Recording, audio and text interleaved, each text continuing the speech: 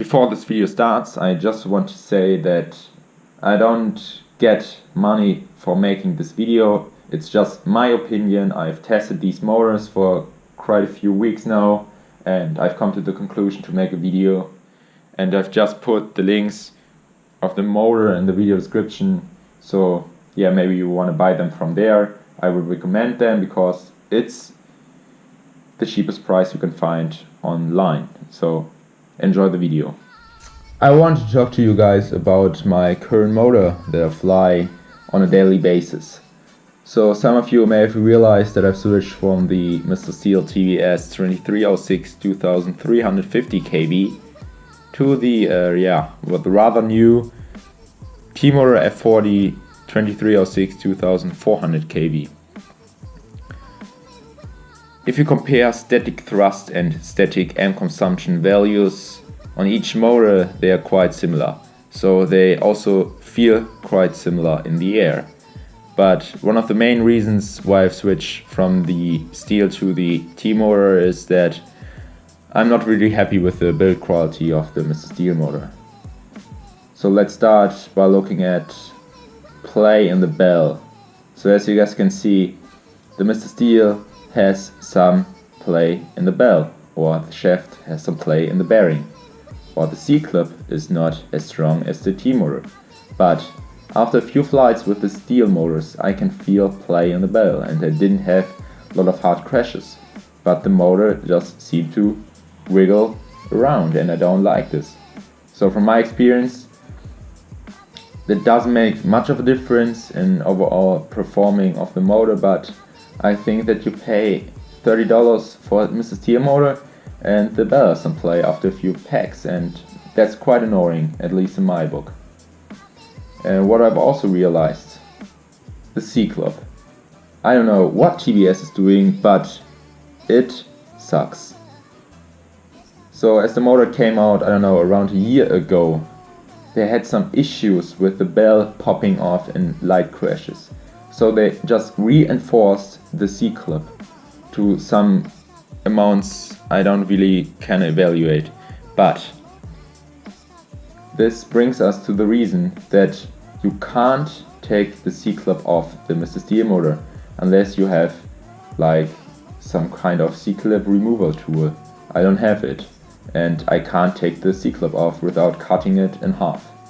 And then you need to find a C-clip which is exactly the same as the MrSteele C-clip, the stock one, or the bell has even more play.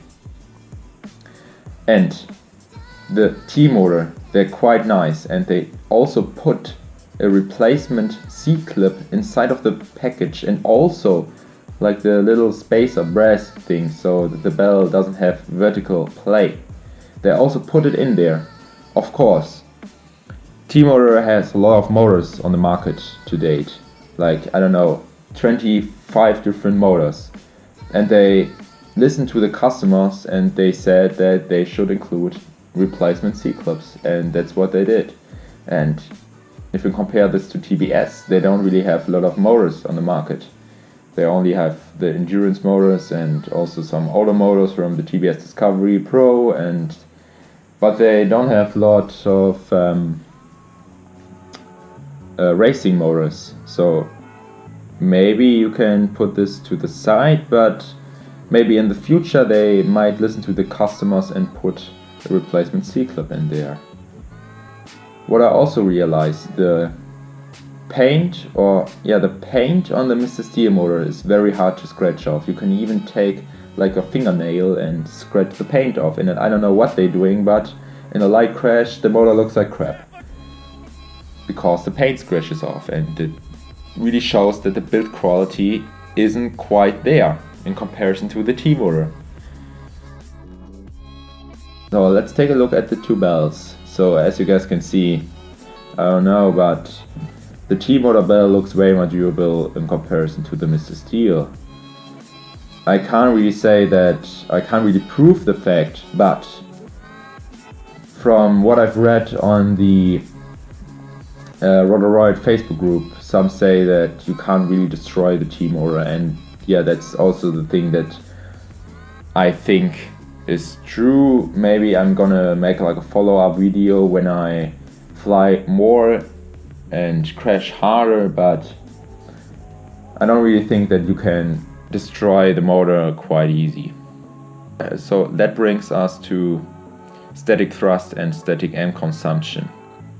I look at a lot of graphs lately on RC, not on RC, on Multi-Rotor Test Bench, which is a great website if you want to learn more about motors and build qualities.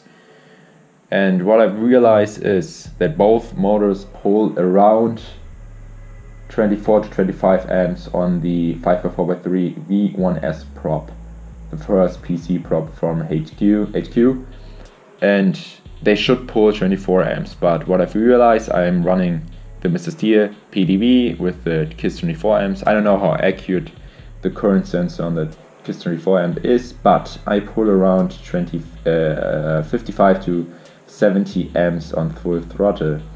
It depends on the angle of the quad, but on average it's like 65 amps. And I'm also using brand new Gens Ace Tattu 95C 4S pack.